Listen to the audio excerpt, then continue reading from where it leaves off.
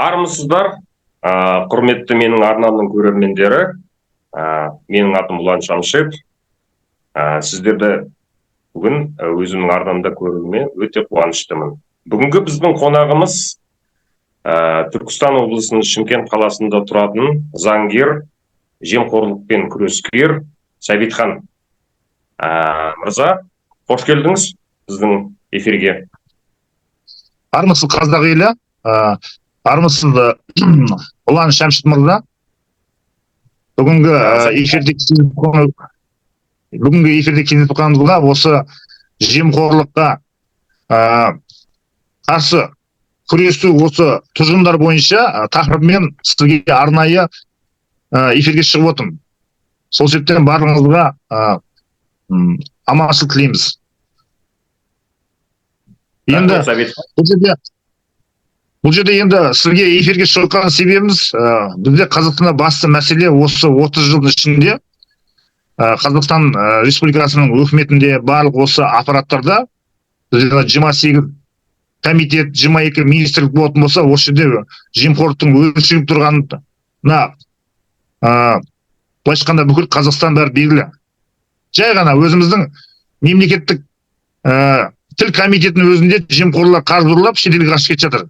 Біздің қазақ тілі деген ең біздің басты мәселеміз ғой. Сода істеген лауазым қызметкерлерге дейін біздің тілімізді дамытудың орнына қаржы жымқырып қашып кеткендер де бар. Сол себептен осы басты мәселе жемқорлықпен күресу үшін жол таңдадым.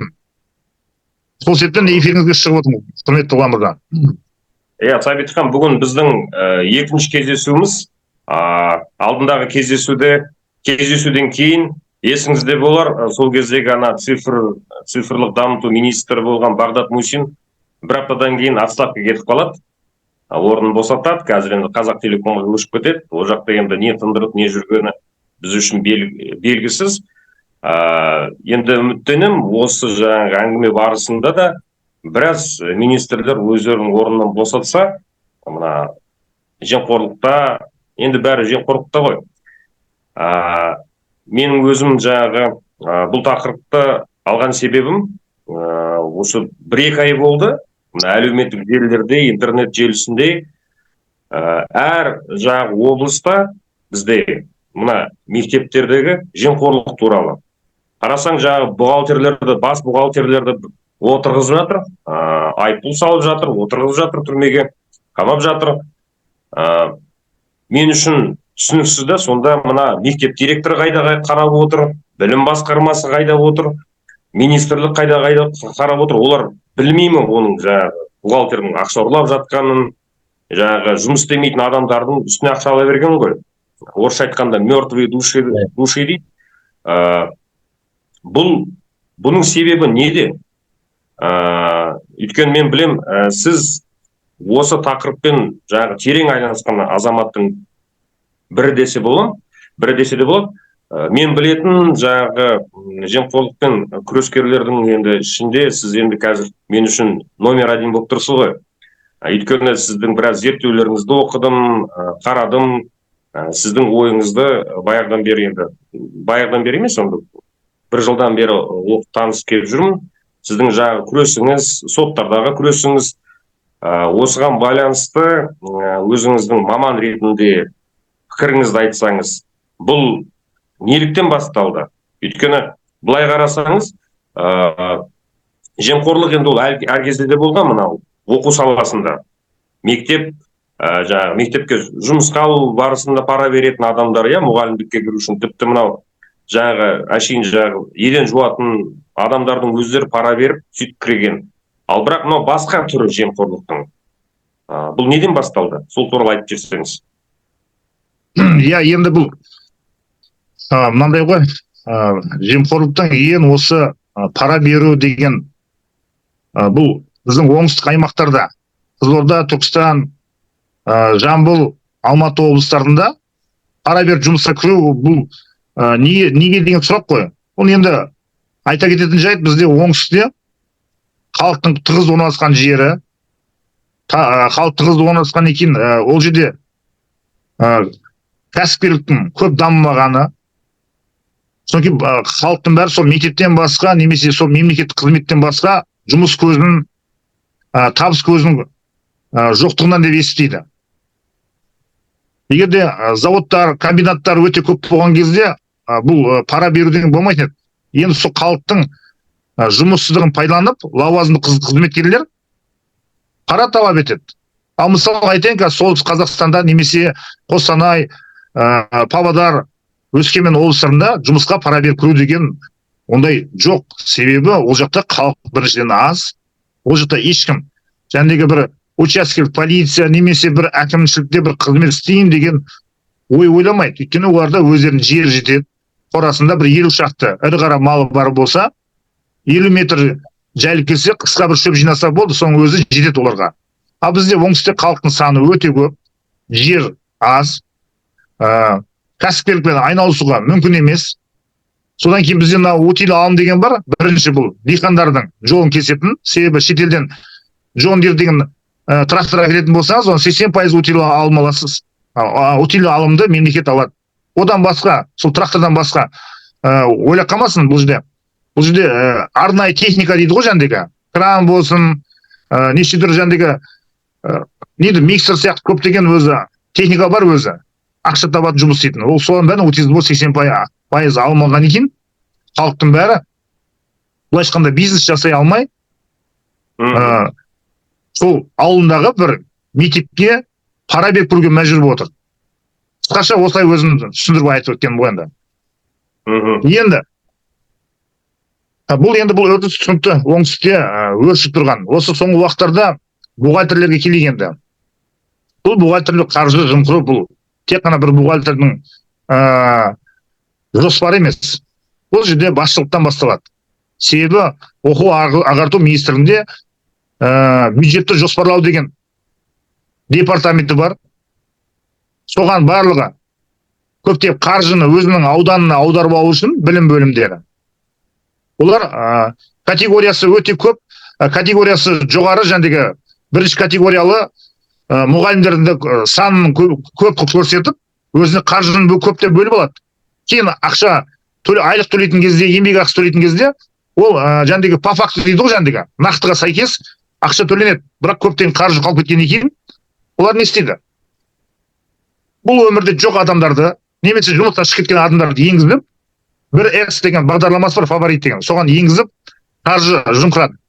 Ал енді бұны мемлекетте цифрлық бағдарлама деген шыққан еді. Оған кемінде бір шамамен бір 50 миллиардтан қаржы шығарған. Қазақстан Республикасының бүкіл 22 министрлік 28 комитетінде цифр департаменттер ашқан еді. Соның өзінде 2019 жылы бізде сыбайлас жемқорлық қарсы агенттігін ашты ғой. Оның ішінде превенция деген басқармасы бар. Превенция деген бұл қылмыстың алдын алуға әрекет жасайтын, концепция, тұжырымдама жасайтын басқарма. Олардың әрекетсіздігінен сол бір фаворитке бухгалтерлер артық ақшаны жымқыру үшін, өздерінің есеп шоттарына аудару үшін осындай әрекет жасаған. Сол себептен бұл біздің Қазақстан Республикасының сыбайлас жемқорлық превенция басқармасының басшыларының әрекетсіздігінен цифрлық департаменттердің бүкіл министрлікте бірігіп жұмыс істемегендіктен осындай жағдай болып отыр. Енді қараңызшы, бізде сыбайлас жемқорлық не істейді? Біреу қаржы талап етсе, қызмет бабын пайдаланып ақша алып жатса, пара алып жатса, соны қолына жәндегі боялған ақшасымен ұстайды да көрсетеді, біз осылай істеп жатырмыз деп. Бірақ оларға мүмкіндік бермеу керек қой, қаржы жымқыруға да. Пара алғаннан басқа да жымқыру деген фактісі бар ғой. Ол пара қаншамен ұстайды? Мысалы, біреуді бір 50 мың доллармен істесе, 100 мың доллармен ұстайды, көрсетеді, болды. Ал бірақ бұл жерде миллиардтаған ақша жымқырып отыр ғой. Жалғыз бұл білім саласында емес. Бұл мектептердегі білім саласы көрініп жатыр ғой. Басқа да бар ғой. 22 министрлікте, 28 комитеті тура осындай жағдаймен жұмыс істемейтін, қызметтен шығып кеткен адамдардың орнын жыл сайын көрсетіп, ақша шешіп алмауына кім кепіл береді? Ал ол туралы ешқандай ақпарат жоқ. Содан кейін бізде аудит деген бар, ішкі аудит деген. Ішкі аудит деген, иә, кешіріңіз бөліп жіберейін. Мына жерде бір біз бәріміз жаңағы анау ескі Қазақстанды енді жамандап үйреніп кеттік қой. Осы бір 2-3 жыл болып қалды, бәріміз айтамыз, ескі Қазақстанның ізі, ескі Қазақстан. Бұл Назарбаевтың құрған жаңағы саяси жүйесі, жемқор жүйесі деп. Алайда енді мына 2019-дан бері Тоқаев келді билікке, жарайды ол кезде жаңағы оған жұмыс істеткізбеді дейді Назарбаевтың жаңағы қасындағылар, өзі жаңағы. Бірақ енді мен қаңтардан кейін 2 жыл өтті ғой. 2 жылдың ішінде мен байқағаным, мына жемқорлықпен күрес мүлде жүргізілмей жатыр да. Әшейін былай қарасаң, бір ұсақ түйек жаңағы бухгалтерлер солардың бәрін ұстап жатыр да. 2 жылдың ішінде біраз енді ақша ұрланды. Оны жасыратын жоқ. Егер жаңағы мектептің өзіңіз айтқандай ол тек мектеп бізге көрінетін ғана. Мына 22 министрліктің ол әрқайсысы осындай жемқорлыққа, ұрлыққа барғаны енді құпия емес қой. Мына Тоқаев осы жылы жаңағы Бектеновті қояды премьер-министр қылып. Алайда Бектенов мырза өзі жаңағы сол жаңағы антикордан шыққан адам ғой. Ол енді біз бәріміз күттік, ол алады да шынымен күреседі, оның тәжірибесі бар. Өйткені мына антикорда істеген, сыбайлас жемқорлықтан күрескен деп сөйтіп оны қояды. Алайда біз байқасақ, ұрлық тоқтаған жоқ, одан ары көбейіп кеткен сияқты да. Өйткені бұл сұмдық жағдайлар, отырғызып жатқандар сол бухгалтерлер, ұсақ түйек қой енді. Мектеп директорлар қайда, білім басқармасының департаменттерінің бастықтары неге тергеуге алынбайды? Неге министрдің өзі тергеуге алынбайды? Бізде жаңа министр ғой, мен атын ұмытып қалдым, себебі біз жыл сайын ауыса береді, жыл сайын 2 жыл сайын министр білім саласында министрлер, мынау мен есімде соны қалып қалған Айтмағамбетовтың фамилиясы қалып қалды. Неге десеңіз, енді ол өзі пиарды жақсы көретін адам ғой. Шығып қояды, сөйлеп қояды, соның арқасында мен оны мысалы есте сақтап қалған. Мына министрді мен әлі күнге дейін жаңағы фамилиясы есімде жоқ. Соған қарағанда бір ой келеді, бұлардың бәрі бір уақытша жұмысқа келген адамдар сияқты да, тезірек ұрлап алып, кейін жаңағы шетелге қайқайып, өзінің жаңағы басқа өмірін бастап кетеді, бизнесін бастап кетеді, сондай ойға келесің де.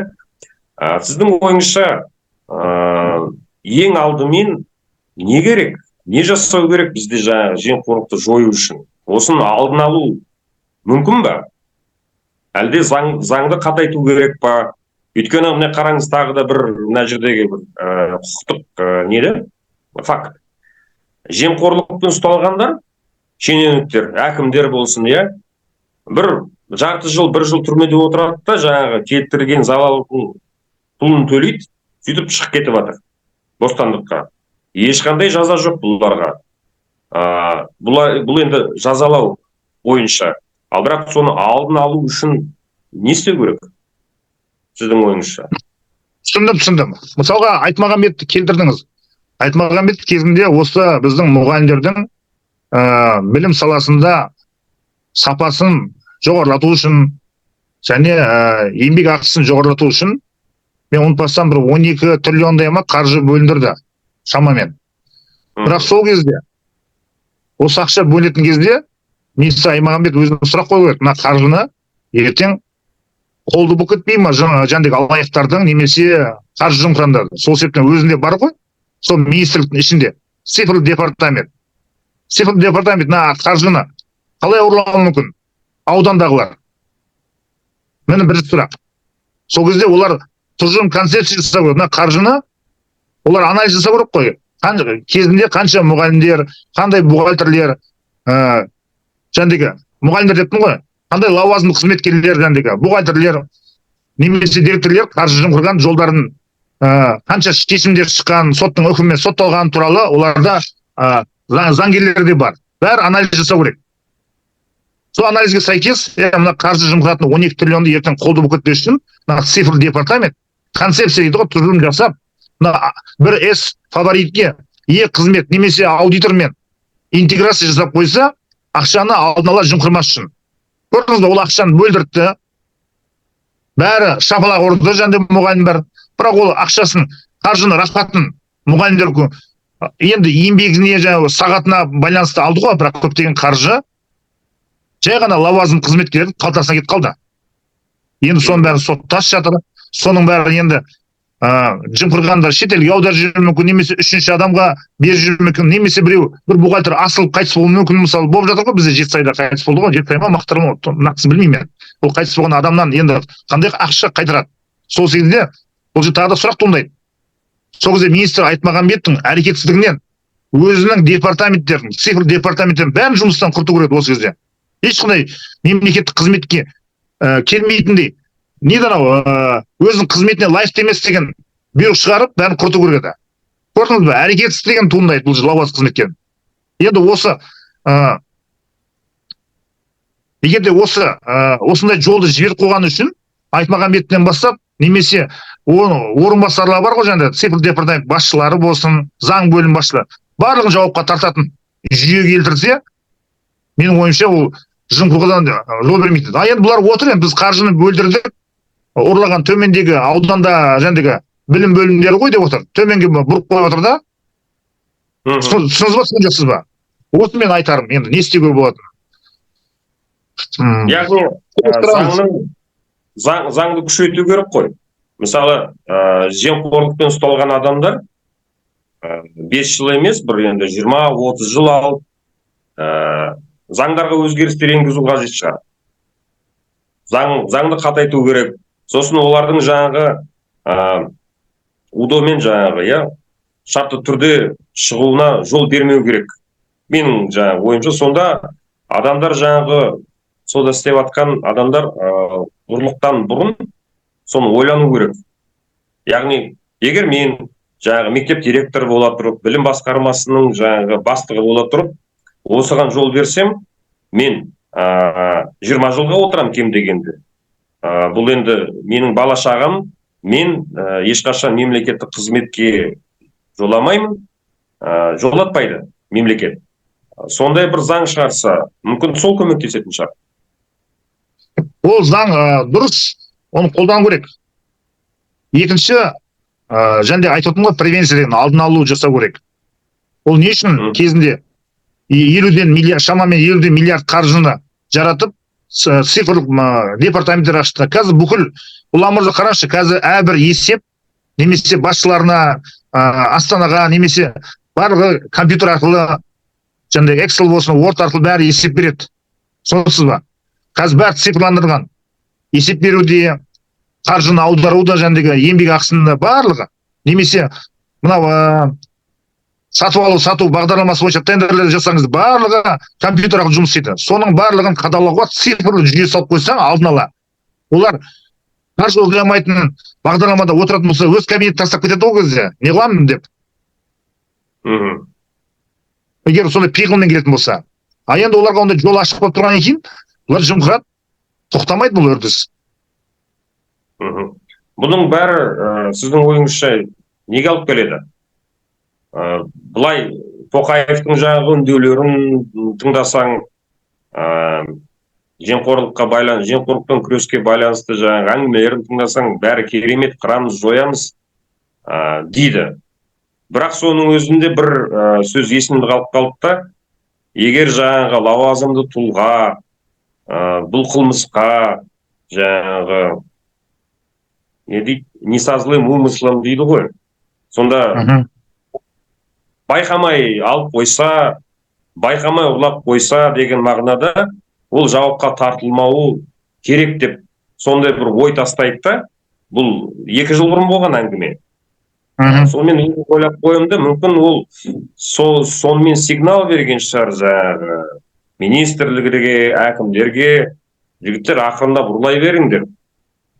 Если что, шығара саламыз деп. Бұған мен былай шыққанда өзімнің тұжырымдамым бар да, енді күдігім деген бар. Ол қандай? Сендер ақымақтар, қолма-қол ақша алмаңдар. сендер оның ақшаны жымқыратын басқа да жолы бар деген сияқты ойланып қалады да кез келген адам. Ол қалай? Мысалға, бір мемлекеттік жоспармен бір жерге қаржы бөліп, жаңағыдай сатып алу сату бағдарламасы жасайды. Немесе бір асфальт жасайды дейік бір көшеге. Оның бағасы бір 10 миллионға істелетін тірлік болса, оны алады да 30 миллионға жасап жүру мүмкін. Ол не істейді? Бірінші жоба жасайды, проект, сметалық жобалар жасайды. Оны бір институттар зерттейді. Ақшаны былайша айтқанда сол 10 миллионға нақты кететін 10 миллион ақшаны бұлар 30 миллионға есептейді ғой. Енді қараңыз. Оны ертең қол қояды мемлекеттік қызметкерлер. Бірақ сол кезде сен қолма-қол қаржы алғаннан гөрі сен сәл мынау халық түсінбейтіндей бір жол жасап, проект сметалар жасап, өзің бір аффилиир немесе өзің командаңның фирмалары сол тендерге түсіп, қаржыны ұрлауға бағыт беріп тұрған сияқты болып түсіндім мен. Мүмкіндік. Иә, сен қолма-қол ұсталып, әпенді болып бүкіл Қазақстанға немесе түрмеге түсіп әуре болмай, сен жаңағы 10 миллиондық жұмыс жасайтын, нақты жұмыс жасайтынды сен 30 миллионға жоспарла деп. Өйткені қараңыз, ол битум біздің Қазақстанда мұнай да бар, немесе тас та бар, бәрі өзімізде, топырағы да өзімізден. Барлық біздің Қазақстанның бар жүн тасты аймақ бар. Тек қана Орал мен Атырау облысында енді жазық дала, ол жақта тау жоқ деп ести берек. Қалған жерден бір тау тас бар ғой. Соны қиындатып, жаңағы. Мысалы айтайыншы, көптеген мына бізде тұрғын үй шаруашылықта бар ғой. Сол жерде қысқа дайындық құбырлар жасайды. Соны байқайтын болсаңыз, жаппай осы қыркүйек айларында бастап кетеді жұмысты. Кейбір жерде солтүстік Қазақстандарда кейбір ауылдарға су жүргізетін ақша бөлетін болса, оны қыста жасайды. Ол не деген сөз? Өйткені қысқы есеп бар, смета бар. 2 есе, 3 есе ақшаны жымқыратын жолдар жасап қойған. Бірақ сол қаржыны жаздың күн жарататын болса, ол жер жұмсақ болады. Ал қыста қатты болса, басқа техникамен жерді кроттар сияқты қазып, сонда техника жасап, қиындатқан жолмен қаржы жымқыратын жолдарын ойлап отыр. Былайша айтып отырмын ғой, бұл ешқандай өзгеріс жоқ. Егер шынымен премьер-министр Бекенов билік келетін болса, мен сол салада келдім, сіздердің барлықтарыңызды осы салада жымқыратындармен істеріңізбен айналысқанмын деп. Енді жаппай осы цифрлық жүйемен сіздердің жаңағыдай қылмыс жасамайтын жолдардың барлығын талап етемін деп бүкіл министрдің цифрлы департамент басшыларының алдына отырғызып қойып, әрқайсысының өздерінің мына ведомстволарында, министрліктерінде жымқырмайтын цифрлы бағдарлама жасаңдар. Және осы сыбайлас жемқорлыққа қарсы превенция басқармасымен бірге екі жақты бірігіп сондай жұмыс жасауға талап етсе болады ғой, бірақ ондай жоқ қой, ешқандай. Қазір өткенде айтып жатыр, мысалы, Алмасбек Шопан ата деген қоғамдық бірлестіктің төрағасы. Мынау шегірткемен күресіп шыққан кезде эфирде айтты ғой, не мынау деді ғой, жаңағы шегірткені жаңағыдай бір трактордың бөшкісін қойған, одан бір шлангымен шашып отыр да, мынау не деп, ол тайдың тайшағындай шлангымен шашып жатсыңдар деп. Енді соны басқа жолмен шашуға болады ғой. Дронға бір 200 килограмм порошокты жаңағы химиялық қоспаны дронмен шығарып, бүкіл сыр өзен бойын шашып шықса болды. Түсінесіз ба? Ол жаңағы шлангымен шашып жүрді, жаңағы есік алды ғана су себесіз ғой, жаңағы жер үйлерде. Сол сияқты шашып жүрген, ол мазақ қой, қазір технология дамыған кезде. Соны айтамын деген. Оған бәленбай қаржы бөлінген ғой. Иә. Аранжамен күрес. Жалпы мына ауыл шаруашылығында субсидия жөнінде деп ылғи даудамай ғой. Үлкен фермалар жаңағы ақшасын алып қойды, субсидиядан мемлекет, шығарып жатқан өнімдері жоқ. Егер шынымен олар жаңағы мемлекеттен субсидия алып, жаңағы картоп өсірсін, жаңағы қызанақ өсірсін, қияр өсірсін, пияз, басқа да дақылдарды өсіретін. Ол түсінді, ауыл шаруашылығы. Иә, неліктен онда бізде жаңағы сол тамақ қымбаттап кетті деген сұрақ туындайды ғой. яғни мына ойланатын адамдардың көбісі қазір сондай сұрақ қойып жатыр ғой. Жарайды жаңағы біз айтады, біз жаңағы анау шетелдік жаңағы неге импортқа тәуелдіміз дейді да, барлық жағынан. Сонда бізде жаңағы отандық өнеркәсіпті дамытуға, отандық ауыл шаруашылықты дамытуға, білімді дамытуға кетіп жатқан ақша қайда? Соған кім жауап береді? Мен түсінгенім, мына Бектенов мырза, мына ол өзі антикорда істегенімен өзі жемқорлықпен күреспейді. Өзі таңдап күреседі, иә? Кімді отырғызсам болады, кімнің жаңағы азуы жоқ, кімнің жаңағы төбеде жаңағы көкесі жоқ, соларды отырғызып жатыр. Енді қарапайым бухгалтерлер. Мысалы жаңағы өзіңіз айтып кеттіңіз, бір бухгалтер асылып өліпті. Артында бала шағасы қалды. Ол түсінікті ғой, ол бухгалтер, ол тәуелді адам, мектеп директорына тәуелді. Мектеп директоры білім басқармасына тәуелді. Барлық салада да сол. Жаңағы ұсақ, жаңағы кішкентай қызметкерлер ол ақшаның қызығын иісінде сезбейтін шығар. Қолдарына түкте де түспейді. Ал бірақ сондай қылмыс істеді деп, оларды шетінен жаңағы отырғызып отыр, соны жаңағы бардай қылып бүйтіп көрсетіп жатыр да, бізге жаңағы міне біз коррупциямен күресіп жатырмыз. Жарайды, күрессін дейді. Ал сол ұрланған қаржыны кім қайтарады? Қайда кетті ол қаржы? Ол туралы ешқандай ақпарат жоқ. Ол жөнінен ешқандай жаңағы тексерулер жоқ. Солай болып тұр ғой. Сосын енді қараңызшы. Мына жерде сұрайтын бір зат, осы мына министрлігіне қатысты, иә? Бұл неден басталды? Өйткені алдында бұндай жаңағы болмайтын, бір жыл бұрын, иә? Сіз айтып кеттіңіз, жаңағы пландап неткен. Ол мына менің естуім бойынша бұл жаңағы мектептердің билікке емес, жергілікті билікке емес, тікелей министрлікке бағынуынан деп отыр да, себебі. Сіз сонымен келісесіз бе сол пікірмен? Министрлікке бағынуына байланысты деп отырсыз ба? Иә, тікелей. Егер баяғыда жаңағы мектеп директорлары бәрі мына жергілікті әкімдікке бағынатын болса, қазір бұлар тікелей жаңағы тек білім департаменттеріне, яғни министрлікке ғана бағынады екен. Солардың алдында ғана есеп береді, соларға ғана тәуелді екен. Бұлайша мен қысқаша түсіндіріп өтінем, енді білгенімше айтайын, бұл жерде мынандай ғой. Бюджетті ғой жаңағы. Пример, жаңағы Айтмағамбетов министр кезінде 12 шамамен 12 триллиондай қаржы бөліндірді ғой. Дұрыс па? Ол қаржы орталықтан немесе облыстан бөлінетін туралы енді қазір мен айта алмаймын. Енді ол үшін дайындалайын бұл туралы ше, тақырып. Қай жақтан дайындалатын. Енді жаңағы мен нақтысын айту керекпін бұл жерде. Себебін ол үшін бөлек бір зерттеу керекпіз. Бірақ енді қараңызшы, мына жерде ақша жымқырып отыр ғой. Мысалы, ол бухгалтерден басқа, ол білім бөлімде финансистер бар, экономистер бар. Олардың барлығы көріп отыр. Мына жылына, мына аудан бөлімде артығынан қаржы жымқырып отқан.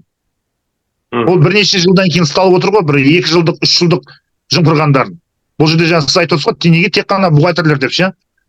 Сол жерде бухгалтер қайтыс болып кетті, немесе сотталып кетті деп.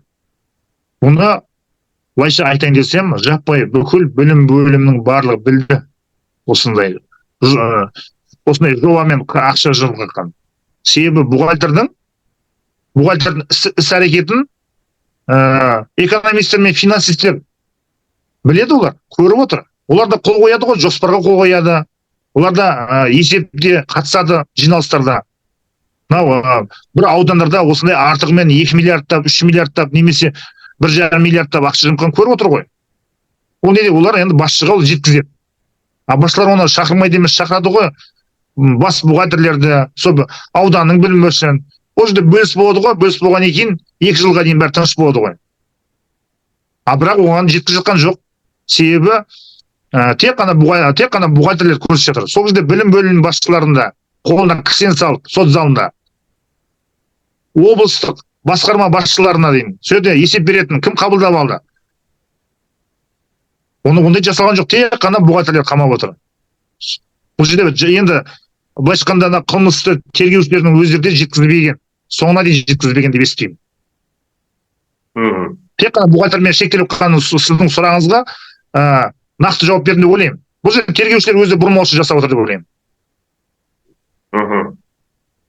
Енді қарашы, мысалы, білім бөлім саласындағы бір күні үйінде отырсам, осы жылдың жаңа жылдың осы жаздың 1 маусым айында маған бір мұғалім кісі хабарласты, бір аудан ішінде ауылдық округтың бір мектептің мұғалімі, Түркістан облысының. Сонымен маған айтады, сіз осы Ұлан Шәмшит мырзаның YouTube каналына шығып, осы мектептің жемқорлық туралы айтқаныңызды көрдім деді. Маған көмектесіңізші дейді. Енді айтыңыз, не жағдай болды десем, біздің ауылда дейді, енді көбісі түсінбеуі мүмкін, бірақ бізде енді қазақтар түсінікті ғой, біздің ауылда 3 ру тұрады дейді. Иә, сонымен дедім. Сол бір рудың өкілі менмін дейді, жәндегі маған хабарласқан мұғалім келіншек. Менің күйеуім 2-ші рудың өкілі дейді. Ол түсінікті дедім. Бірақ біздің директор бар дейді, ол 3-ші рудың өкілі дейді ғой. Енді түсінікті, енді не болды десем, бізде мектеп директоры дейді, тек қана өзінің құда жекжаттарына, туысқандарына сағатты 8 сағаттан қояды дейді. Және кім ақша берсе, солардың сағаттарын көбейтеді дейді. Ал маған дейді, және күйеуіме дейді, біз ақша бермейміз. Біздің жағдайымыз жоқ дейді, беретін дейді. Бізге 3 сағат, 4 сағат қояды дейді. Соны шешіп беріңіз дейді. Мен де заңгерім ғой, жарайды дедім, сіз онда сенімхат беріңіз. Сол сенімхатқа сәйкес арыз шағымды алып, жәндегі құзырлы органдарға жеткіземін. Содан кейін бар, сол жеріме тексеріп десем, кешіріңіз, мен арыздан алмаймын, сенімхат бере алмаймын дейді. Неге десем, себебі ертең сол ауылдан біз көшіп жүреді дейді. Бәлеқор, неді жаңа, арызданушы, неді жәндегі. Я, ертең мен күйеуіме ешкім амандаспай қояды дейді. Бүкіл ауыл болып жәндегі, ауыл болып бізге жабылып кетеді дейді. Ана мектеп директоры үшін дейді жәндегі. Сіз сол кезде жемқорлықпен күресуге өзіңіз қиналып жатсыз, сіздің құқығыңыз бұзылып жатыр, сонда сіз арызданбайсыз ба десем, жоқ дейді. Біздің ауылдан ертең көшіп жүрмес үшін, құлағымыз тыныш жүру үшін мен арызданбайын деп жылап телефонын қойып қойды. Енді не істеймін арғырап? Арғырап мен ойландым да, болмайды дедім.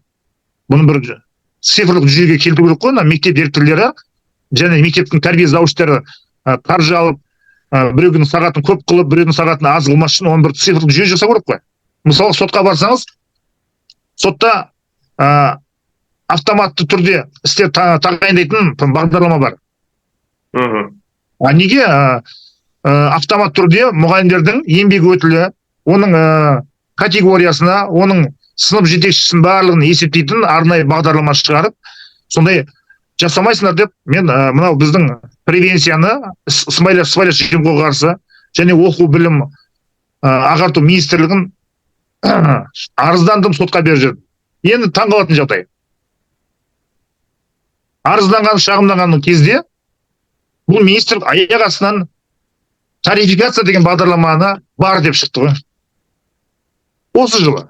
Сонымен енді Қазақстан Республикасы әкімшілік рәсімдеу процессуалдық кодексінің 73-ші бабына сәйкес мен талап еттім. Онлайн конференция жасаңдар деп. Мен сұрақтарымды алып айттым, олар мені тыңдайды. Одан кейін сұрақ-жауап туындайды. Сол кезде маған айтып отыр, оқу ағарту министрінің ішінде орта білім комитетінің қызметкерлері 25-ші жылы 1 қаңтардан бастап тарификация деген бағдарлама шығады. Ол бағдарлама бойынша мұғалімнің категориясына, еңбек өтілі, сынып жетекшісіне арнайы бағдарламасы жасап, енді цифрлық жүйемен сағат бөлінеді деген ақпарат айтты. Көрдіңіз ба? Егер мен соны жазып алсам, бұл бағдарламаның шеті шықпайтын еді. Сол себептен әрбір мен Ұлан мырза қараңызшы, мен жалғыз өзім 22 министрліктің ішінде бір министрліктің осымен күрестім. Жемқорлықты. Бірінші біздің білім саласымен оқу сапасы жүйінде болашағымыз сол ғой, дұрыс па? Мен бүкіл Қазақстанның бүкіл министрлігімен күресе алмаймын. Ол үшін не керек? Ол үшін бүкіл Қазақстанның заңгерлері бірігіп, немесе әртүрлі мамандар бірігіп, бізде Қазақстанда 500-дей қоғам бірлестік бар. Бұл енді мен былайша әшейін белгі сияқты деп есептеймін. Дүние жүзінде ойлайды, біздің Қазақстанда 500 қауымдастық бар екен, бірлестіктер. Олардың барлығы осы билікпен сын қойып, биліктен талап ететін, бірақ оның бәрі егер де осы менің жасаған жолым сияқты сотқа беріп күресетін болса, талап етіп жеңуге болады. Міне сіздің сұрағыңызға жауап. Ал мен жалғызбын. Оған кімнің жүйкесі жететін болса, сотқа барып, күресіп, арызданып, шағымданып, оны жеңуге болады, талап етуге болады. Мысалы, экологтар, эколог бағытымен экология министрімен күресетін болса, сотқа дейін жеткіздіріп, әрекетсіздігін көрсетіп. Немесе басқа қандай көп қой бізде салалар, өнеркәсіптен салалар. Мысалы, Санжар Боқаев өзінің сотқа дейін бар жатыр ғой, Утилсбор тарапынан. Сол сияқты әркім демей, барлығы бірігіп коалиция құрып, бағдарламамен ол жемқорлықпен күресуге болады. Ал енді бұны білмеймін, енді бұл премьер-министрге сыбайлас жемқорлықтың бұрынғы төрағасы келгеннен кейін осыны бір күнде шешіп тастауға болады, барлығын жинап алып. Көрдіңіз ба? Мен өзімді мысал ретінде айттым ғой, мен жалғызбын деп. Олармен күресу. Сәбитхан мырза, сізде ойыңызда бар ма, жоспарыңыз бар ма? Сондай бір жемқорлықпен күресетін бір альянс құрылса, үлкен бір бірлестік құрылса республикалық деңгейде. Себебі шынымен жалғыздың үні шықпас, жаяудың шаңы шықпас дейді ғой. Бұл өте керекті инициатива ғой. Бастама бұл бәрімізге керек. Қарап отырым, мына жан-жақта региондарда бір адамнан шығып жатыр. Сіз сияқты күресіп, әйтеуір бір соттасып, бір кішкентай болса да бір нәтиже ол. Әрине министрді отставкаға кетіріп, оны соттау әлі ертерек шығар деңгей, сол адамдардың деңгейіне. Бірақ егер бір ортақ тұжырым құрып, мақсаттар құрып, біз шынымен Қазақстанды жемқорлықтан, ұрлықтан тазартамыз деп, менің ойымша халық қолдайды. Халық қолдайды, халық сіздерге көмек береді, өздерінше информация береді, ақпарат береді жемқорлық бойынша әр салада. Толық өйткені менің түсінгенім, мына қазіргі біздің антикор ешбір жемқорлықпен күресіп жатқан жоқ сияқты. Бір ұсақ түйек ұрланып қойғаннан кейін жасайды да бәрін. Ұстағандар сол ұсақ түйек бухгалтерлер. Ал мына жоғарыда отырған министрлер, әкімдер, мынау 2 жылдың ішінде мен байқағаным, біраз шенеуніктер байып алды. Оны айтатын себебім, жақында бір жігіттермен сөйлескем, олар да мемлекеттік қызмет істеген, олар бүйтеді ғой. Білесің бе дейді, мына ескі Қазақстанда дейді, Назарбаевтың кезінде ұрлауға қорқып, әйтеуір бір неше түрлі айла жасап сөйтіп ұрлайтын дейді. Қазір дейді, мына Тоқаевтың командасы, соның ішіне Бектенов кіреді, барлығы, как будто бір не беріп қойған сияқты да, бұйрық. Көбірек ұрлаңдар, көбірек жымқырыңдар деп мына шенеуніктердің өздері айтып жүр екен, ішінде істеп жатқан министрлікте, әкімдіктер өздері бастарын шайқайды. Бұл деген масқара дейді, мынандай көлемде ақша ұрлау болмаған дейді. Осы жыл енді рекордтардың бәрі жаңартты дейді.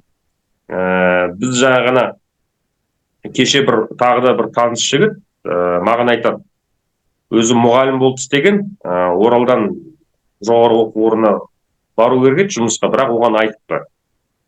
Бізде биыл гранттар 2 есе азайды дейді. Гранттар 2 есе азайғаннан кейін енді бізге мұғалімдер ондай көп керек жоқ дейді. Сондықтан біз сол өзіміз барымызбен базар болып қалдық дейді. Бір жағынан мына оқу саласына ақша жетіспейді, гранттарды азайтыпты да. Себебі су тасқыннан кейін мемлекеттің бюджеті соған кетіпті дейді. Үй салуға, жаңағы компенсация жасауға. Бірақ оны қарасаң, салынып жатқан үйлер әлі дайын емес. Ақтөбеден маған ақпараттар келіп жатыр. Солтүстік Қазақстаннан міне қазан айы тақап қалды, енді ол жақта суық қой. Қазірдің өзінде суық. Әлі күнге дейін адамдар, жаңағы сол зардап шеккендер үй ала алмаған, жаңа үйге көше алмаған, ақша соңына дейін бөлінбеген дейді. Сонда маған түсінікті болғаны, бұлар жан жақтан ақшаны ұрлаған, әрине ол ақша жетпейді. Халық мына қаңтардан кейін енді бас бастады ғой, оқ атқаннан кейін қорқытып тастады. Әмбеде жаңағы неше түрлі жаңағы сатқын блогерлер бар, сатқын журналистер бар. Депутаттардың бәрі сатқын ғой, енді оның ішінде мен бір адал адамды көріп жүрген жоқпын. Бұлардың бәрі мына жаңа Қазақстан жаңаша ұрлау технологиясын енгізген сияқты. Алдымен халықты қорқытып алды, атып өлтіріп, түрмеге өлтіріп дегендей, халық шықпайтындай. Сондықтан оларға жаңағы әй дейтін әже, қой дейтін көке жоқ қой қазір. Сөйтіп олар ұрлап жатқан сияқты да. Соны пайдаланып, халықтың қорқынышын, әмде халықтың бәрі жаңағы кредитке кіріп кеткен, қымбатшылық, айлықтар өспей жатыр. Мұғалімдер алдында бір көтерді, ойбай керемет, жақсы көтеріпті дейді. Бірақ қазір қарап, сіз мысалы өзіңіз айтып кеттіңіз ғой, сағатын аздау қылып береді, жоғарғы оқу орындарында гранттар азайған. Осы мәселелердің бәрі мына биліктің, Тоқаев бастаған, соның көмекшілері, Бектенов сияқтылар бірге командалық ойын дейді ғой, командный разворовывание, командамен ұрлап жатқан сияқты да. Бұған енді біз не істей аламыз? Жалпы халық болып, қоғам белсенділері болып, қоғам қайраткерлері, саясаткерлер, өзіңіздің ойыңызды айтыңыз. Мен енді бүйтейінші, әлеуметтік желіде, Фейсбукте осындай парақшаға мынадай ақпарат шықты. Президент Қасым-Жомарт Тоқаевтың ашқан Қазақстан халқына деген қор бар ғой, фонд. Сол қорда әрбір қызметкердің айлығы 100 миллион теңге екен деп шықты. Ол жерде 37 қызметкердің айлығы 100 миллион теңге деп. Содан кейін тағы да мен осыны зерттеп көрсем, Қазақстан халқына деген қор туралы ақпарат Google жатсам, біздің 22 жылын ұмытпасам, немесе 23 жылына үкіметтің қаулысы бар екен. Самұрық қазынаның 7% немесе 10% ба табысы осы Қазақстан халқына бөлінсін деген. Сенесіз ба? Самұрықтың 7-10% деген мен қаулысы шыққан туралы. Енді осындай қаулы шығып тұр. Сол жерде 37 маман 100 миллион теңгеден айлық жазып отыр айына. Сол кезде сол ақшаны самұрық қазына сояққа бергеннен гөрі, мынау жәндегі батыс Қазақстан немесе басқадан су шайқағанға қанша бір 10 миллионнан үй салып беруге болатын еді ғой, әрқайсысына. Әрине. Түсінесіз ба? Өзіңізді айтып отырсыз ғой, бұларға неде жасыл жолақ жәндегі ашық қойған сияқты тұр ғой, істеңдер, жасаңдар да, тек қана қолма-қол алмай, халықты ақымақ қылып, экономистердің, бухгалтерстердің, бухгалтерлердің құжаттарымен рәсімденіп, сөйтіп ақшаны алыңдар деп істеп қойған ғой. Сіз ойлап көріңізші, ол жерде 37 маман болатын болса, Қазақстан қалады, әрқайсысы 100 миллион теңгеден деп, сондай ақпаратты зерттеңдер, тексеріңдер, аудит жасаңдар деп жаздым бүкіл құзырлы органдарға. Ешқайсы әрекет жасамады. Содан кейін не істеймін? Журналист зерттеу агенттігінің атынан жазылды ол. Журналист зерттеу агенттігі амалсыздан сонда сотқа берді. Сот оны қарамай қойды. Сот мемлекеттің қаржысын самұрық қазынадан, енді квази мемлекеттік дұрыс па, оның 7% мемлекеттің қаржысы емес па? Мемлекеттің қаржысы бұған кейін фондқа барады, фонд енді ол фондты тексеру үшін аудит баруға құқысы бар ғой, қандай сендер 100 миллион теңгеден жазбағансыңдар деп. Мүмкін да мысалы, соны тексеру үшін, сол ақпаратты тексеру үшін нақты ақпарат бермей отыр, көрдіңіз ба? Өзіңіз айтқан сұрағыңызға жауап шамамен осындай болып тұр ғой. Мысалы мен 100% айтайын десем, мысалы, это 100 миллион теңге емес дейін десем, оны аудитор тексермей отыр. Көрдіңіз ба? Бірақ әлеуметтік желі шықты. Соны тексеретін құзырлы органдар әрекет жасамай отыр. Тура өзіңіз айтқан сияқты, оларға жасыр жолақ беріп қойған. Жаңа бухгалтер экономист арқылы жасаңдар, алыңдар деп қойған сияқты да. Бірақ қолма-қол алып, әпенді болып сотталып жатпай, халықты ақымақ қылып, қағаз жүзінде істей беріңдер деп қойған сияқты да. Міне мен өзім сондай деп ойлаймын. Мына 6 қазан күні бізде референдум болады ғой. АЭС-ті салуға байланысты. Сол референдумның өзін өткізу үлкен қаржы талап етеді ғой. Иә, көптеген ақша кетеді. Иә, соны Тоқаев жаңағы жариялап бөлінсін дейді. Ол АЭС-тің бізге қажеті жоқтығын енді көз ашық адамдар біледі. Қараңғы адамдар, олар жаңағы ойбай бізге керек екен, біз жаңағы болашаққа келе жатырмыз, әлемдің дамыған мемлекеттер атом энергиясынан гөрі жаңағы альтернативті электр көздерін пайдаланып жатыр. Күн энергиясы, жел энергиясы дегенде, дамып жатыр. Бірақ біз болсақ, сол артқа қарай кетіп бара жатырмыз да, оған қоса референдумның өзін өткізу, ол да жаңағы халықтың ақшасы ғой. Олар бізден сұрамай, бізге керек па? Мейлі, мен былай ойлаймын да, мейлі жаңағы референдумсыз-ақ өздері шешім қабылдасыншы. Ана ақшаны құртпай-ақ. Бізден несіне сұрайды? Себебі біз білеміз ғой, бізде сайлаулар қалай өтетін. Бізде бірде-бір сайлау әділ өткен жоқ Қазақстанда. Бірде-бір референдум әділ өткен жоқ. Жаңағы мектеп директорлерінен бастап, мұғалімдердің бәрі бастап, фальсификацияға кіріп кетеді, бұрмалаумен. Яғни, мен ойлаймын да, біз өте қауіпті жағдайдамыз да, біздің балаларымызды оқытатын мұғалімдер сол балалардың болашағын өздері сызып отыр. Себебі мына бұрмалауға қатысады, дауыс ұрлауға қатысады бұл мұғалімдер. Бұл мұғалімдер қандай тәрбие береді? Біріншіден. Екіншіден, бұл мұғалімдердің өздерінің болашағын, өздерінің балаларының болашағын, оқушылардың болашағына балта шауып отыр. Референдумға келетін болсақ, бірнеше активистерді түрмеге қамап тастайды, шуламасын деп қорқытып, үркітіп. Сіздер мемлекеттік саясатқа қарсы келіп жатырсыз дейді да. Сонда адамдар өздерінің құқықтары үшін, өздерінің жаңағы таза ауа, өмір, жаңағы денсаулық құқықтарына байланысты өздерінің шағымдарын айтады ғой, наразылықтарын білдіреді. Соның өзіне мына жүйе бұл адамдарды жазалайды. Референдум өткізеді. Бізге керек па, керек емес па, бізден сұрамайды. Сіздің ойыңызша, бұл жағдай қашанға дейін жалғаса береді? Бұл мәңгі болып тұра ма, әлде бір сілкініс болуы мүмкін ба? Қалай ойлайсыз? Бұл жағдай дейсіз ба?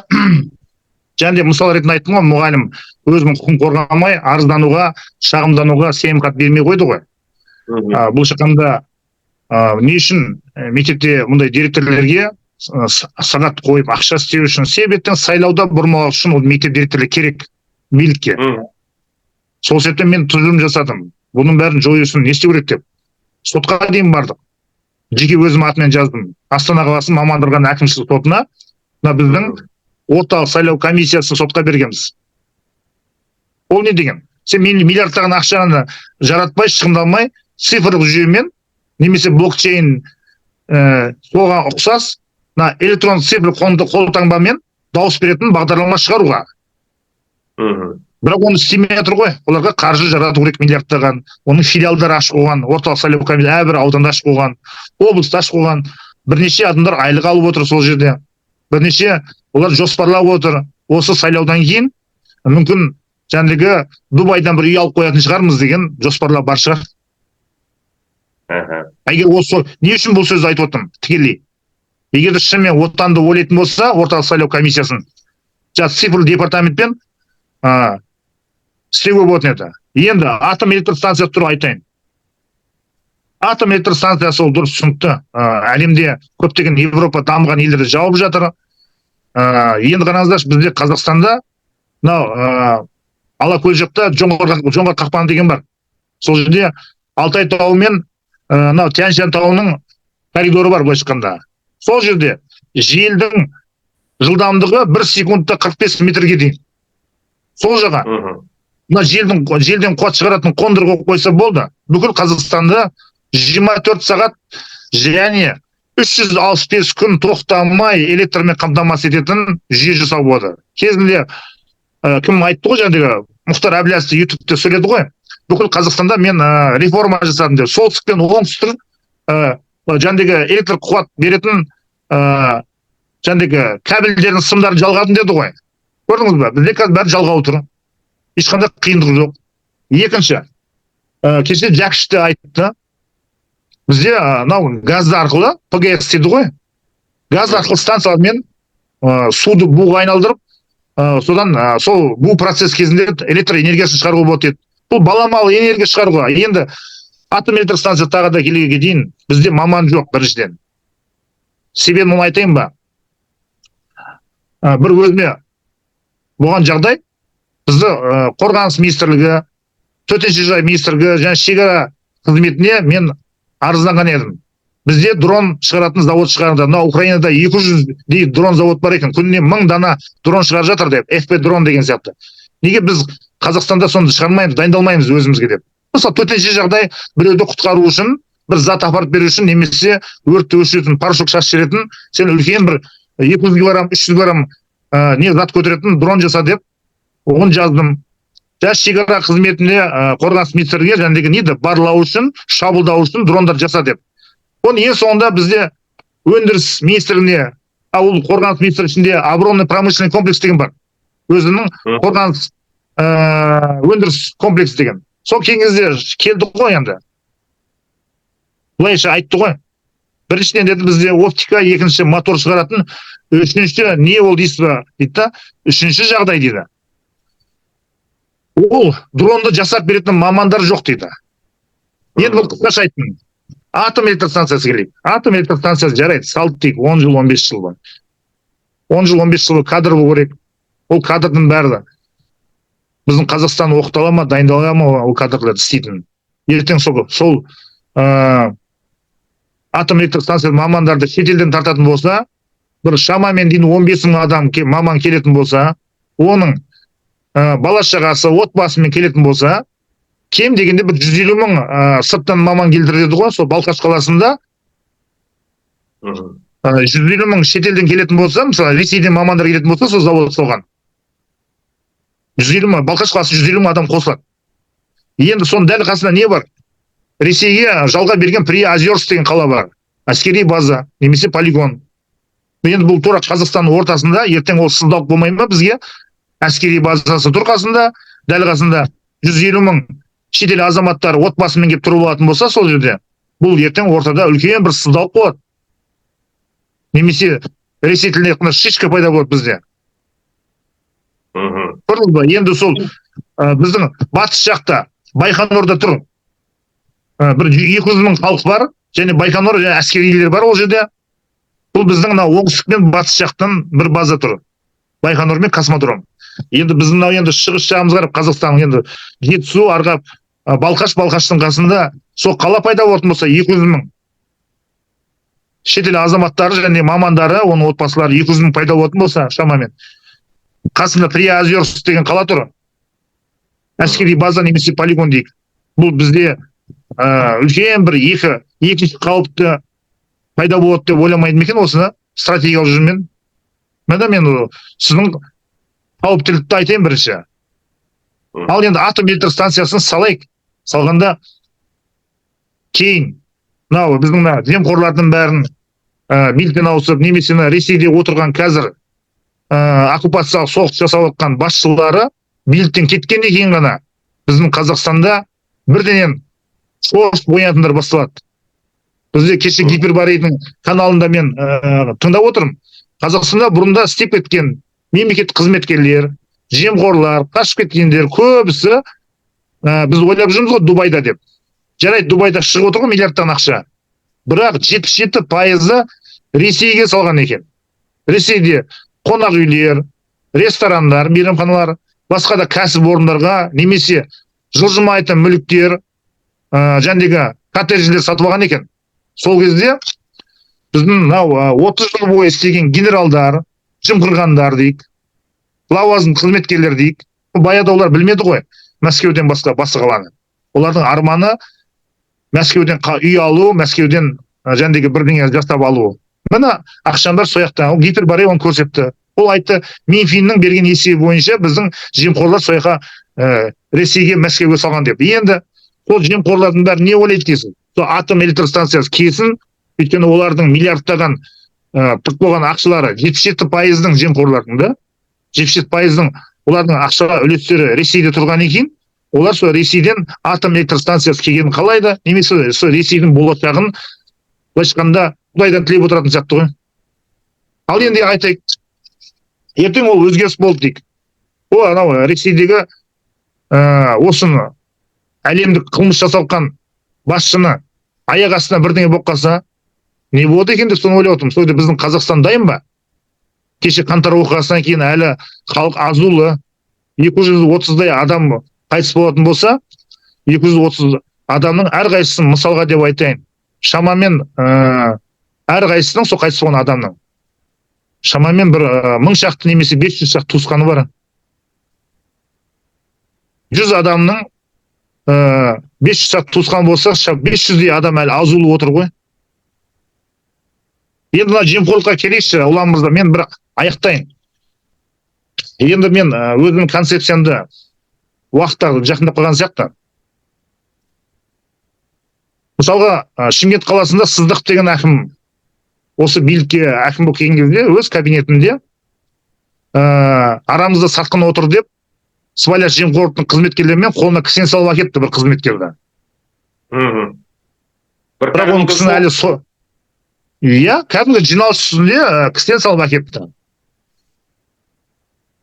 Енді мен ойлап отырмын, Шымкент қаласында көптеген жұмқатын департаментте басқарма бар. Ол бірінші.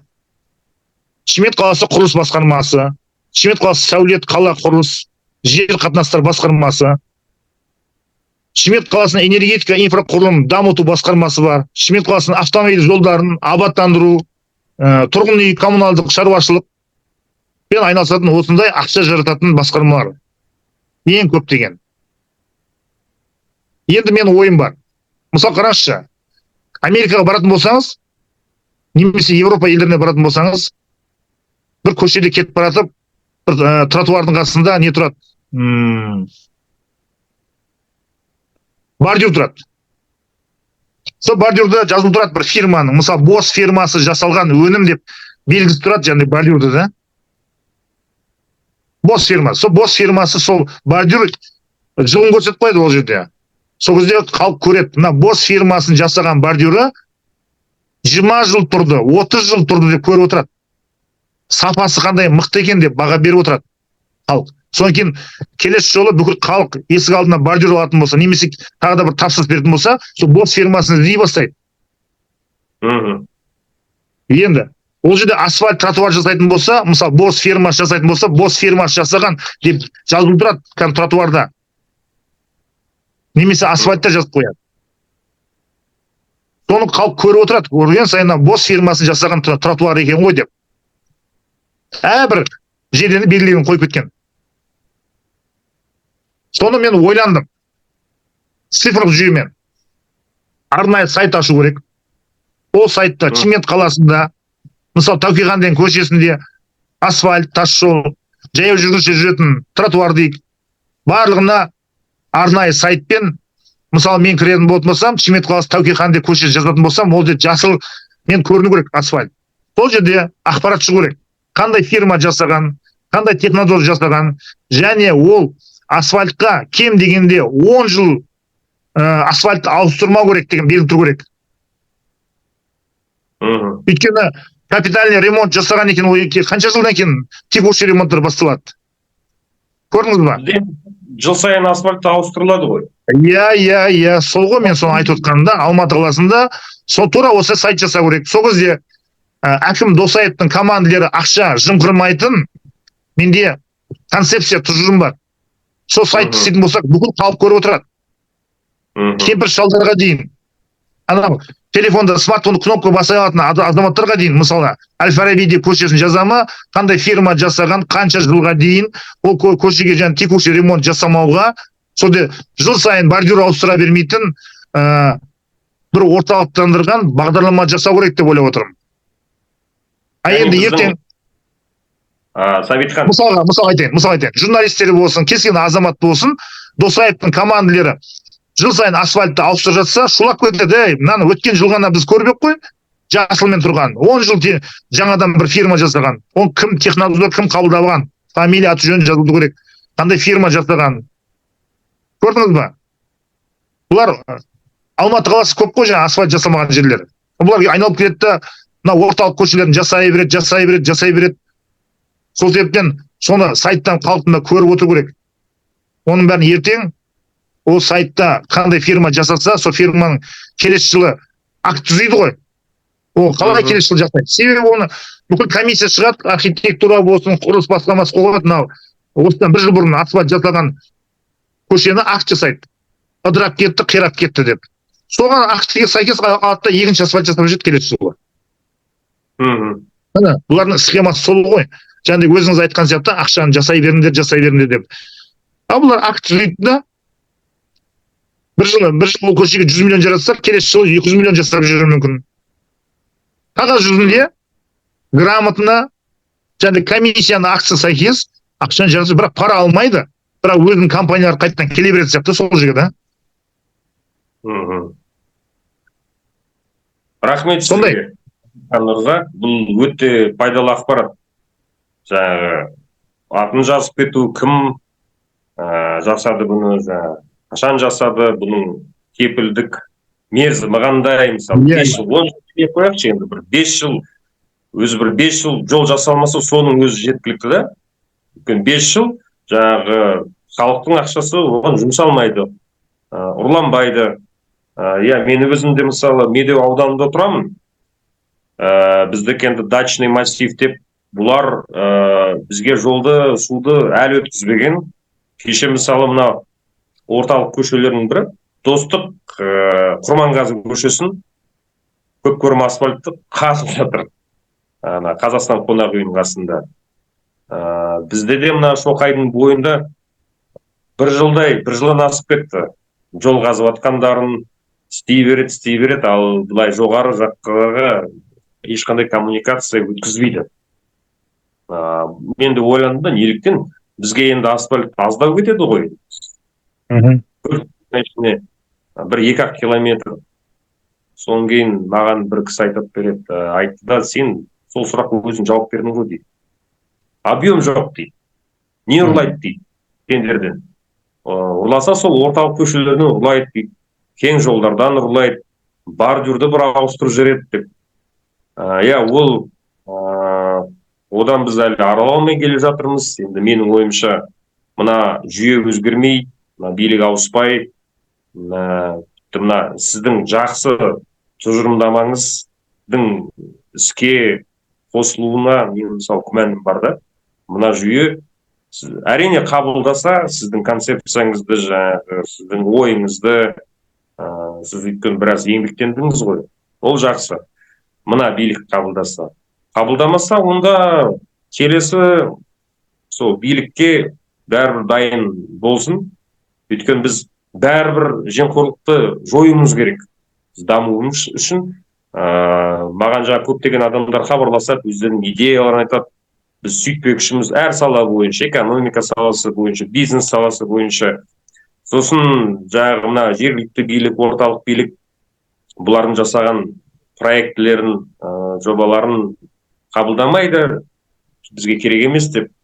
Олар жаңағы көңіл күй түсіп маған айтады, біз не істейміз, сенің каналың арқылы айтайық, жарайды, айтуын айтайық. Бірақ сіздер сол жобаны өздеріңізге бәрі сақтап қойыңыз. Бәрі енді бір Құдайдың қолында ғой. Ертең жаңағы Путинмен бірдеңке болып қалуы мүмкін, иә. Өліп жоқ дегенде енді өліп кетуі мүмкін деп қояйық. Иә, иә. Сайыста да жаңағы ол да адам, ол да жасы кетіп қалған, ол да кетіп қалуы мүмкін, иә, байқамай. Осы жылы ма, келесі жылы ма. Сондықтан мен айтарым, сіз сияқты күрескерлер өздерінің идеяларыңызды сақтаңыздар, ары қарай дамыта беріңіздер. Бәрібір болашақта бәрібір жаңа мемлекет болады. Сол мемлекетке сіз сияқты адамдардың, азаматтардың көмегі қажет болады. Біз сонда ғана жаңа әділетті Қазақстан жасай аламыз. Сәбитхан, рахмет сізге уақыт бөліп. Ұлан мырза, мен бір аяқтап өтейінші, сіздің сөзіңіз бөлін кешіңіз. Атом электр станция туралы бір өзімнің ойым бар. Халықты оятатын, шошытатын. Мысалы, Ресейде кезінде анау суреттерін, портреттерін алып шықты ғой жәндегі. Ата-бабалар майданға қатысқандарын, дұрыс па? Сөйтіп өздерінің саяси технологтарын оятып, жәндегі ата-бабаларын алып шықты емес па? Суреттерінде не дейді оны жәндегі? Смертный полк дейді оны. Смертный полк деп, иә. Ал енді соны қарап отырып, ертең атом электрсы қалыпты бір тағы да жүрегін тербелтетін жалғыз Қазақстанның емес, бүкіл әлем тербелтетін, егер де біздің осыны ойластыратын болса, осы атом электр станциясы қарсы шыққандар, ше. Семейді инвалидтер өте көп қой, дұрыс па? Соның бәрін коляскаға алып, жаңа смертный полк сияқты жәндегі ортаға шығатын болса, көшеге. Түсінесіз ба? Бүкіл қалаларда, өйткені бүгін Қазақстанның бар жеріне ол жарылыстар жасаған екен. Немесе жәндегі атомдық жәндегі қалдықтарды, зиянның бәрін біздің жерге көмген. Соның зардабынан бүкіл Қазақстанның мүгедектері көшеге алып шығатын болса, бірігіп хакимияттың алдына жиналатын болса, оны бүкіл әлем көреді. Оны бәрі бейнеге түсіреді, фотокамераға түсіреді, бүкіл дүние шығасы Қазақстанда мынанша мүгедектің бәрі, ана түрі қорқыныштылар бар ғой, дұрыс па? Соның бәрі шығып кететін болса, сол кезде сол атом электр станциясын саламыз деп жақтаушылардың өзі шошып кетеді, ана. Мен сөйтіп ойлаймын. Тек қана ақымақтар ғана қазір сеніп отыр бұл атом электр станциясы. Баламалы экономика жасау үшін, баламалы энергия жасау үшін, ертең бізді Ресейге бағыныштылық, немесе шетелге бағыныштылық қалмас үшін, оның ертең құрал жабдықтан алып, тағы да мамандарына бағыныштылық болмас үшін, ертең, мысалы бізде көп қой қазір белсенділер, Семейден шыққандар, дұрыс па? Біреу бір уран тастап жіберетін болса, мысалға, ал мүгедекті алып шығыңдар, бүкіл әлем көрсін. Қандай референдум деп. Сол кезде халықты бір оянып кету деп ойлап отырмын. Сол кезде өзінің жоспарынан шегініп кету мүмкін деп ойлаймын. Егер де сөйтіп соны ұйымдастырып, халықтың өзі шығып кететін болса, мүгедектерді. Ал не істейді мүгедектерді? Қамай ма? Мүгедектерді, жасы 60-тан асқан зейнеткерді, кемпір шалдарды қамай ма? Бұл халық шынымен наразы ғой. Ол наразылығының бәрі. Сонымен бүкіл Қазақстан қаңтар оқиғасынан кейін халықты түсінемін мен енді анау сценарий ма, қойылым жасалып кетті ғой ана жерде неше түрлі.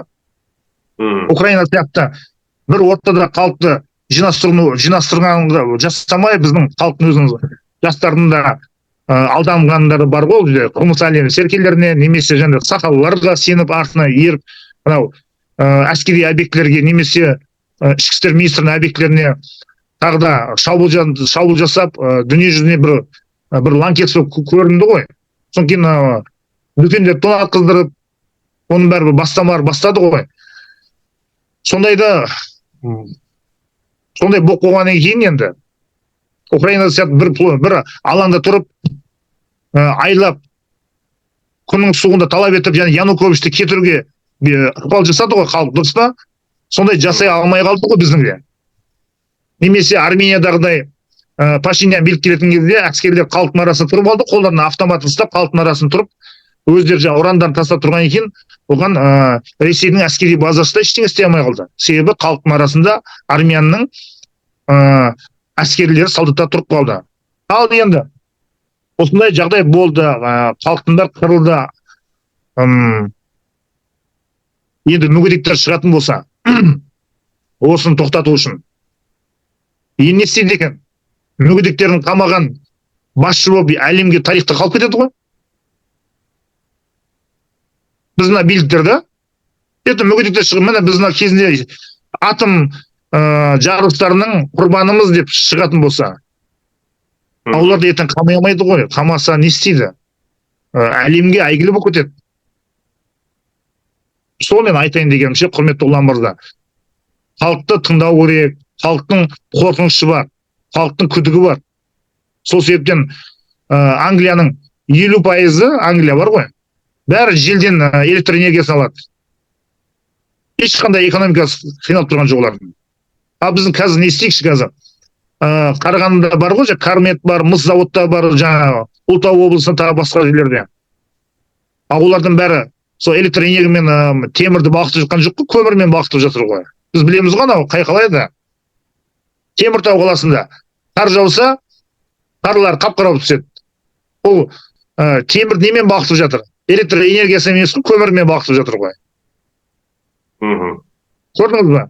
Мен түсінбеймін сол қазір электр энергиясын қандай өндіріс саласын салайын жатқан. Бізде газ жетеді, Атырауда газдың бәрі кәдімгі факел сәт жанып тұр. Соның бәрін переработка жасап, сол заводтарға жеткізуге болады, Карметке.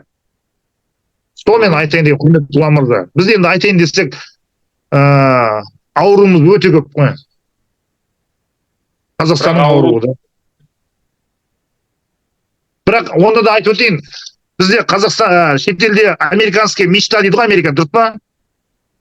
Бізде Қазақстанда білесіз бе? Бір жаңадан бір мақал мәтелі шықты. Мына жемқорлық жүйені жою мечтасы, арманы. Бірақ қана қалды ғой бізде ше. Барлық жетеді, байлық, дүние жетеді. Жердің астында байлық жетеді. Әлемнің стратегия ортасы тұрамыз. Бүкіл әлемнің 50% тауарлар біздің жерімізде өтеді. Қытайдың болсын, Ресейдің болсын, Орта Азияның болсын, бүкіл мигранттар біздің жерімізде өтеді. А біздің қазақтың қандай арманы бар? Бірақ қана арманы бар. Американский мечта деген сияқты жемқорлықпен күресетін мечтамыз қалды, енді арманымыз қалды. Жеңеді, да, иә, жеңеді. Өйткені біз енді 30 жыл болды күресіп келе жатқанымыз. Процесс қой. Нәтиже жоқ. Нәтиже ол жеңу, не жеңілу. Бізде сол әлі күрес, сол жемқорлықпен күрестің өзі жемқорлық болып кеткен. Процестің өзі, маған бір ағам айтушы, бізде жемқорлық ол кез келген процестің қозғалтқышы деп. Коррупция двигатель прогресса бізде солай болып кеткен. Енді мен мына биліктің жемқорлықты күресіп жеңетініне сенбеймін. Себебі мына өзімде көптен бері журналистика саласында, қоғамдық саяси салада жүрмін. Бұларды көрдім. Бұлардан ешқандай мен үміт күтіп отқан жоқпын. Сол бар үмітім, сол мына Путинмен немесе соның жаңа қойып кеткен адамы Тоқаевпен бірдеңке болып қалған кезде ғана бір жағдайдың өзгеруіне бір үміт бар. Үміт, тек қана үміт бар. Олар жаңа кеткенмен бұл жүйені ұстап тұрған адамдар ғой. Жаңағы жалғыз Назарбаев емес, жалғыз Тоқаев емес, қарамағындағы адамдар осы жүйені әлі күнге дейін қоректендіріп отыр. Ары қарай жаңағы бұл жүйенің өмір сүруіне жағдайға жасап отыр. Соңғы жылда, осы жылда ол тіпті жаңағы енді шектен шығып кетті десе де болады. Өйткені бұл масқара. Айтып отырмын ғой, жаңағы баяғы шенеуніктер өздері акиматта істеген жігіттер, министрлікте істеген шығар. Олар өздері жағаларын ұстап отыр. Мынау енді масқара дейді. Қазіргі жаңағы тоналып жатқан үлкен көлемде дейді. Ақша деген қатты кетіп жатыр дейді. Халық кедей халық одан әрі кедейіп бара жатыр. Бәрі қымбаттап бара жатыр. Үйлер салынбай, жаңағы зардап шеккендер өздеріне тиесілі көмекті ала алмай жатыр. Яғни баяғы жартас бір жартас болып қалған. Сондықтан менің ойымша бұл жүйенің өзгеруі қазір сол тікелей сол адамдарға байланысты болып тұр да. Бір жаманы халықтан бұлар сұрамайды. Егер халық алаңға шығатын болса, қаңтарды бұлар қайталап жібереді. Жаңа сіздің айтқаныңызға толық қосыламын. бұл АЭС салу ол саяси мәселе.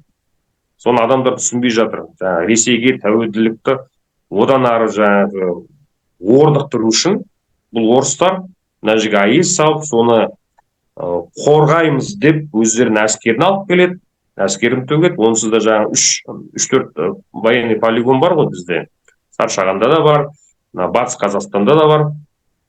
Сол Батыс Қазақстанда бұлар жаңағы Украинаға атып жатқан жаңағы зымырандарды сол жерден жаңағы тексеруден өткізіп, сол жерде сынақтан өткізіп жатыр. Бұл біздің жерімізде.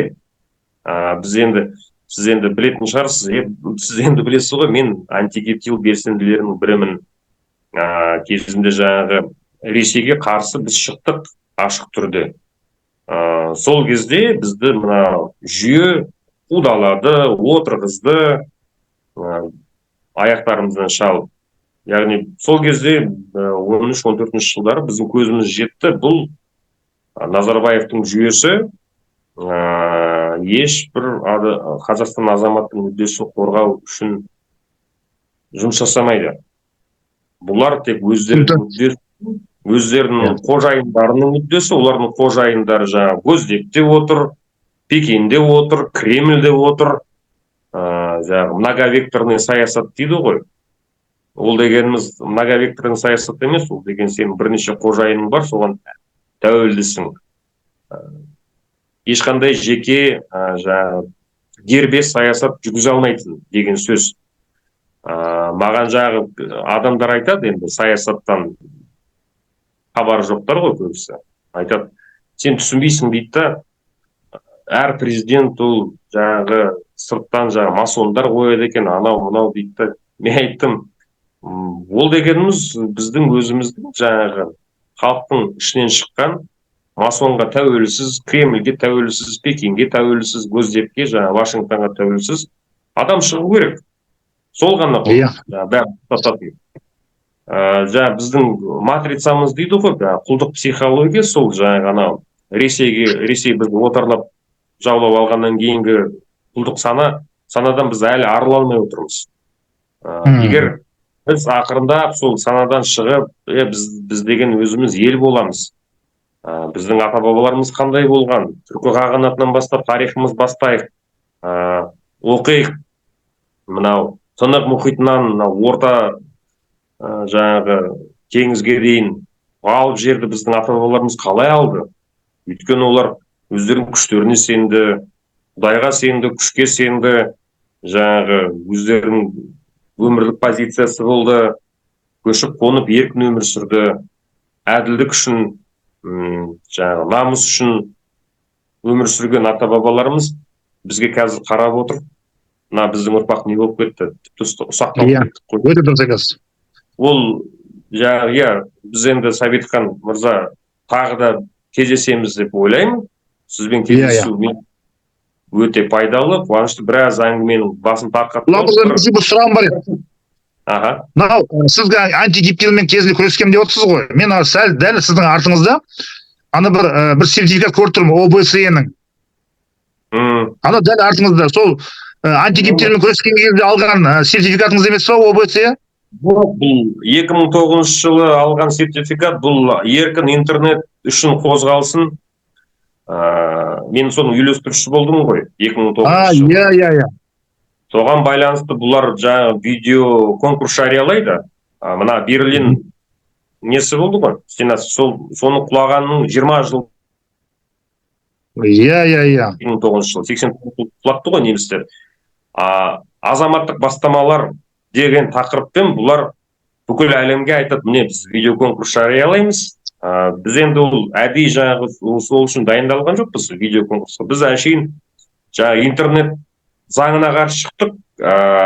Сол кезде өкінішке орай көптеген бізде оппозициямын деп жүрген серкелер бізді қолдамады, бізге күлді де, сендер не айтып отырсыңдар? Біз айттық, егер сіздер осыған жол берсеңіздер, өздеріңіздің позицияңызды айтпасаңыздар, бұл заң қабылданса, онда жаңағы интернетте әрбір комментарий үшін сен қылмыстық кодекспен жауап бересің. Сенбеді. Енді 2009-дан бері көріп жүрсіз ғой, қаншама адам түрмеде отыр, әшейін бір пікір жазған үшін. Сондықтан біз енді акция жасап жүрдік, әлеуметтік желілерден адамдарды шығарып, әр облыста өзіміздің белсенділер болды, еріктілер бізге қосылды. Соның бәрін біз видеоға түсіреміз ғой, ролик қылып жасап интернетке шығарып. Сол тамаша. Сол сертификат сол ОБС-ден бұл жалғыз еркін интернет. Айта кетейін, бұл жалғыз менің жеңісім емес. Ол менің атымнан жіберілді, үйлестіруші болған соң. Бірақ бұл бүкіл сол еркін интернет, за свободный интернет деген қозғалыстың жеңісі. Оны түсіндім. қолдады, марапаттады. Сол 2009 жылғы баяғыда жас кезімде алған сертификат қой. Түсінікті. Рахмет сізге, мың алғыс. Ұрпаққа бай болыңыздар. Бауыр бүтін, аман болсын, жақсылықта кездесейік. Рахмет, Сабитхан мырза. Осы жаңағы эфирді көріп тамашалаған көрермендерге мың алғыс. Лайк басып, өздеріңіздің пікірлеріңізді қалдырып кетіңіз. Және де бұл видеомен бөлісіңіздер. Сау болыңыздар.